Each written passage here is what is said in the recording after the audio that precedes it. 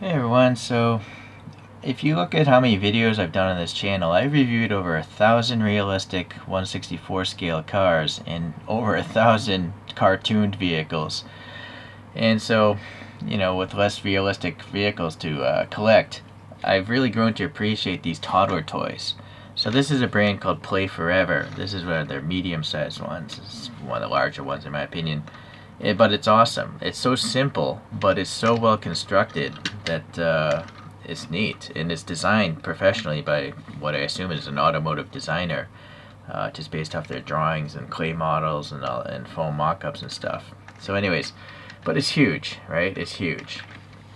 And then Candy Lab Toys also has big wooden cars, but this is their small series called Candy Cars, and they have a little alloy base and plastic wheels to go down Hot Wheels tracks, but it's a wooden toy car, so it's very sustainable.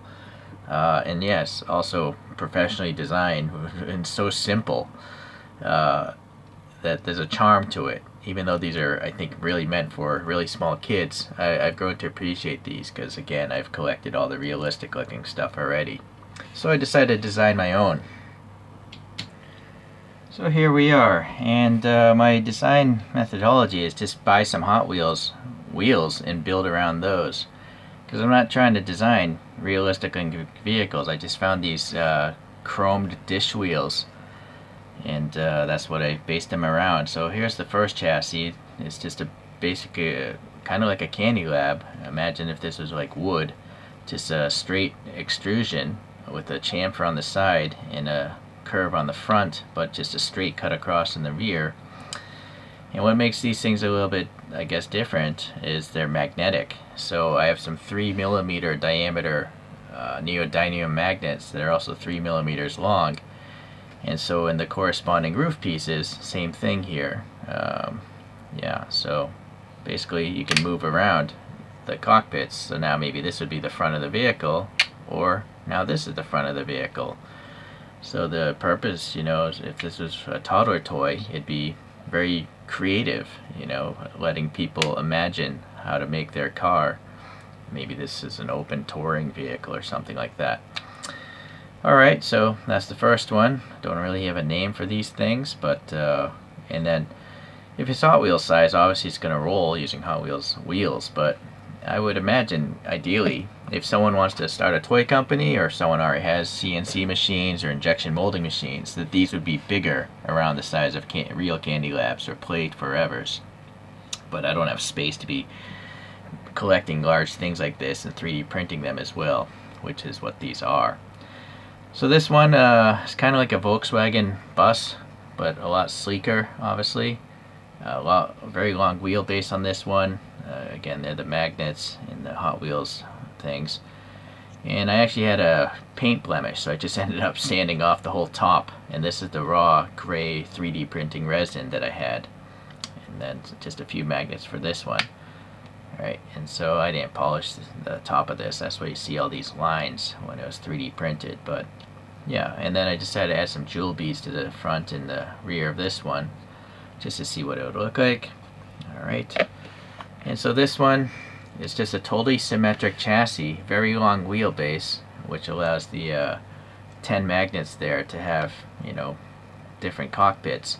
So it's coming from this direction, and I guess it's going from this direction, but it's basically a totally symmetric chassis.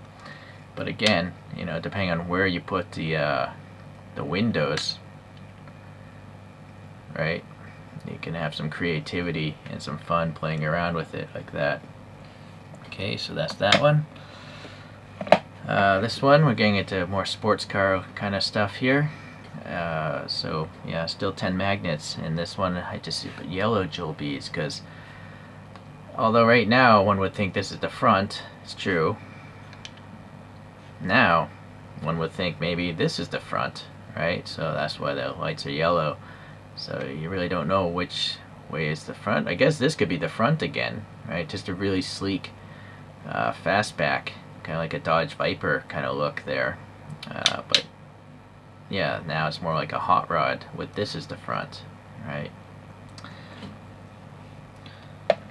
And this one's getting probably the most elaborate because it's such a, well, relatively complex body compared to the other ones. So this is actually horizontal, but this is angled parallel to this cut here, and then obviously the wheel arch is going around that. This one only has 6 magnets because this is just part of the whole chassis, but I like the idea of having just a round extrusion come right out of the chassis like that. And so, yeah, I guess, well, I don't know, that's kind of weird looking, but I decided to make some other, window pieces. This one, the magnets don't line up, so, but there was a time where Rolls-Royces, the rich person would be sitting in a cabin back here, and the driver would be sitting out front, out in the open. So maybe it's something like that. But let's see if we can maybe swap a different one in. No, that one's not spaced properly. This one is, but now these are both parallel, so it looks a little weird, right? I have another one this size here in blue. So yeah, this is probably the least imaginative as far as creativity goes, because it's forcing a certain roof shape in there. But the other ones, yeah, I mean, let's see, you could pop this on here, right? Very funky, like that, maybe something like that. Or let's see about this Volkswagen, maybe that chassis, and maybe this rear end. Yeah. So I didn't space all this was the first one I made, and I wasn't thinking about splitting the roof evenly, so that's why this gap is created. 2 of these things don't work very well. Maybe it's this part. Yeah, let's see.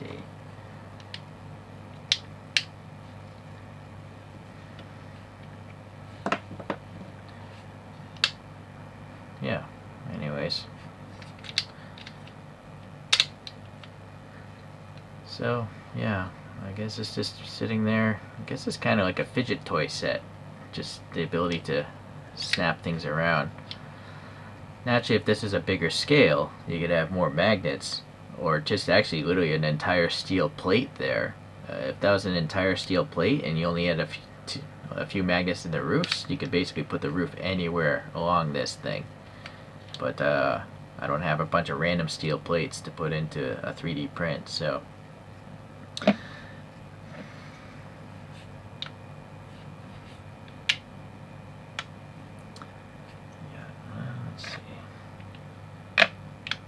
that's better. So maybe it's this piece. This is one of the old designs. Doesn't fit so well with the other ones. Actually, the roof heights have to be the same too. But you can see all these little gaps, because when you 3D print something, the suction of the FEP literally stretches the model out, and it causes warpage. So I have to sand down the bottoms of these things, but it's not easy to sand things evenly, even though I put the sanding thing on a flat surface. Yeah, you still have some deviation. So 3D printing is not the most precise way to make fitting parts, in my experience.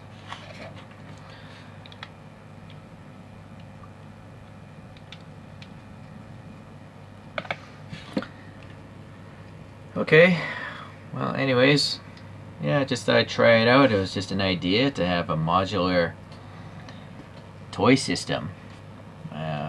And ideally, if anyone's interested in, starting out a toy company, or if someone already has CNC machines that does either woodworking, ideally these would be made out of wood, I think, because it's more sustainable and it just ties in more with toddler toys, I think.